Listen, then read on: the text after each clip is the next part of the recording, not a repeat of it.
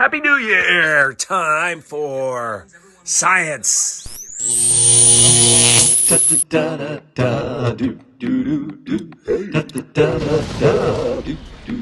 All right. Hey now. Mr. Kovacs class. It's Mr. Kovacs class. You might learn a ton. It's Mr. Kovacs class. It's interesting too. It's Mr. Kovacs class. And he's super cool. It's Mr. Kovacs class. I know what you're thinking. What's a dog like me doing in Mr. Kovacs class? Well, I don't really know. All right, friends, here we are. Here's our new topic is ecology. Ecology, ecology, study of eco. And it's funny, that's a funny word because this comes from the Greek word oikos, which means house. So we're literally the study of one's house is ecology, which is kind of interesting when you think of what we're going to be studying. So, okay, today I'm just want to give you some key vocabulary. And then during your part 2 today, you're going to read about some of these things. But when we talk about ecology, one of the words we'll use a lot is habitat. Meow, meow, habitat, meow. Habitat just refers to a place. And it's a place where living things can find basically 3 necessities. Energy, aka food, right? Energy. Water, it's pretty important, shelter, protection, and probably also as important as all the other is reproductive success. Right, so that's an organism's habitat. So that's like the place where organisms live. Meow, meow, habitat, meow. Some organisms have huge habitats. Some have very small habitats. Like the habitat of a flea might be the back of an animal, right? Like that might be, okay. Range is another word that I want you to know. Meow, meow, range, meow. Range is how far an individual or a group of individuals can spread out, right? Range. So some habitats have huge ranges, and some are very small, right? And what controls how far you can move through a habitat or how much habitat you can have is your adaptations. How do you react to things in the environment? Right? Some organisms are specialists. Specialist is another word we're going to use. Meow, specialist, meow.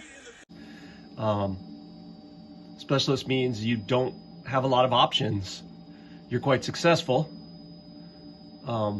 Like panda is a great example because pandas have a very limited diet and limited range of conditions they can live in. A very limited habitat. They're specialists. Whereas you and I, we're probably generalists. If you think about our kind of thing, we have a huge range. I mean, people live in the coldest places on earth and people live in the warmest places on earth. I mean, people live in dry places, people live in wet places. You know, people live in forests, people live in deserts, people live in mountains. We have a pretty wide range, so we are called generalists. Right, and so this unit we're going to be studying what we call ecology, which is just what are the rules? What we want to learn is what are the rules that govern how organisms can interact with each other, because there's some rules out there, and you know, it's also a fun unit because we get to look at different types of organisms. All right, let's see what else. So we have individual organisms, like one elk. Okay. A bunch of them living in a place, right, sharing the same habitat, we would call a population. So you have one elk, but that elk shares its habitat and range with other elks. That's a population of elk. And then in that same range, of habitat, there might be other organisms that live there too, like trees and mooses and lynxes and owls and what do you think that is? Beaver and a rabbit. We call that a community. All of the living things that share your range and habitat. And then finally, when you consider that there's other stuff there too, like there's water, there's a certain amount of sunlight, right? Like temperature, humidity, those things affect too. So we put everything together. We call it an ecosystem. Meow meow. Ecosystem meow. And then at the end of our unit, we're going to go even farther because there are some parts of the world where you find the same ecosystem spread over large, humongous ranges. We call those biomes. Oops. What else word I want you to know? It's hard to live out there. We learned that with Charles Darwin because there are lots of limiting factors. Meow meow meow meow meow meow meow meow meow. Limiting factors meow. Right, limiting factors. Right, this giraffe, in order to survive, has to not only have the right habitat, but that habitat has to stay fairly stable. He shares that habitat with other organisms, and they might compete for the same resources, or some of the organisms might view him as resource, right?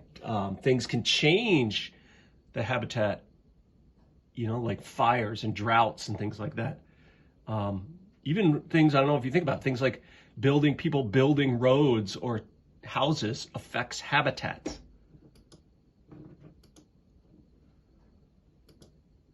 Oops. All right. Another word I want you to know, or two words I want you to know, are call them carrying capacity. That's like how many living things can a range support, right? What's the limit? What's the greatest number? And then footprint is how many things do you affect in order to live in your range? And then this project is called Project Eurosta because we're going to focus, there's so much to study in ecology, we're going to focus on one organism. This is called Eurosta solidaginis, otherwise known as the goldenrod gall fly. And we're going to study its habitat, its range, its limiting factors, its carrying capacity. We're going to study whether or not this guy's pretty much a specialist, so it makes him easy to study. We're going to study the other organisms in its community, and we're going to study how those organisms affect each other. And then actually, we're going to see how natural selection works for these guys too, because ecology really is about driving natural selection. So that's our unit for the new year. Meow meow. Habitat meow. Meow meow. Ecosystem meow. Meow meow meow meow meow meow meow meow meow. Limiting factors meow. Meow meow. Range meow. Meow. Specialist meow. Happy New Year. Time for science.